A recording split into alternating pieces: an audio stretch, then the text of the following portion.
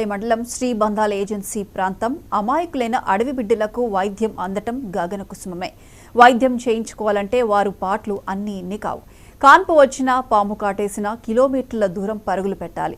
కనీసం రోడ్డు సదుపాయం కూడా లేదు. అలాంటి చోట చూడముచ్చటైన కంటైనర్ ఆసుపత్రి వెలిసిందే.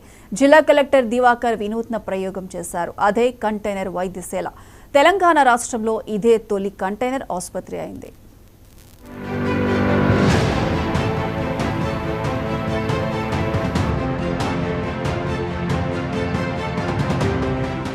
అత్యవసర వైద్యం అందించేందుకు సరికొత్త టెక్నాలజీతో అదనపు ఆరోగ్య ఉప కేంద్రాన్ని ఏర్పాటు చేయమని కలెక్టర్ ఆదేశించారు. జాతీయ రహదారికి 50 కిలోమీటర్ల దూరంలో పోచాపూర్లో 7 లక్షల రూపాయల ఖర్చుతో దీన్ని ఏర్పాటు చేశారు. ప్రీ ఫ్యాబ్రికేటెడ్ సబ్ సెంటర్ ను కంటైనర్ రూపంలో సబ్ అధికారులు యుద్ధ ప్రాతిపదికన నెలకొల్పారు.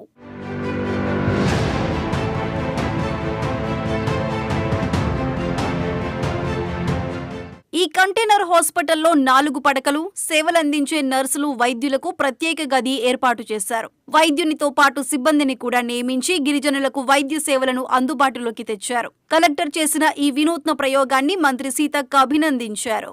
పోచాపురం చూస్తే ఈ ప్రాంతంలో ఈ గుట్టల మీద 5 గ్రామాలున్నాయి. వందల సంవత్సరాల నుంచి ఇక్కడే జీవిస్తున్నటువంటి ఆదివాసీ గ్రామాలు ఇక్కడ ఉన్నాయి.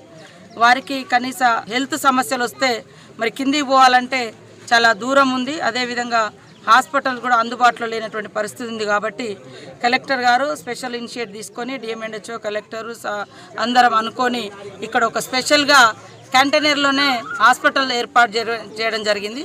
మరియు ఆరోగ్య ఉప కేంద్రాన్ని ఏర్పాటు చేసి ఒక ఏఎన్ఎంను నర్సును ఆడ పెట్టి అక్కడ ఒక 2 బెడ్స్ కూడా వేసి ఏదైనా తక్షణ ఎమర్జెన్సీ పేషెంట్స్ ఉంటే వాళ్ళకు ట్రీట్మెంట్ ఇచ్చి ఆ తర్వాత పసరకు కానీ ములుగు కానీ పంపించే విధంగా కూడా ఈ 5 గ్రామాల కోసం స్పెషల్ ట్రీట్మెంట్ కోసం మరి హాస్పిటల్ను కూడా ఈరోజు ఓపెన్ చేయడం జరిగింది. చాలా సంతోషం అనిపించింది. ఆరోగ్య సదుపాయం అందుబాటులోకి రావడంతో అమాయక గిరిజనుల ఆనందానికి అవధులు లేవు. ప్రారంభోత్సవ కార్యక్రమాన్ని ఉన్నంతలో అట్టహాసంగా ఏర్పాటు చేసుకున్నారు. మంత్రి సీతక్కకు కలెక్టర్కు ఘనంగా స్వాగత ఏర్పాట్లు చేశారు. మంత్రి సీతక్క సైతం గిరిజనుల చేతే కొబ్బరికాయ కొట్టి ప్రారంభించారు.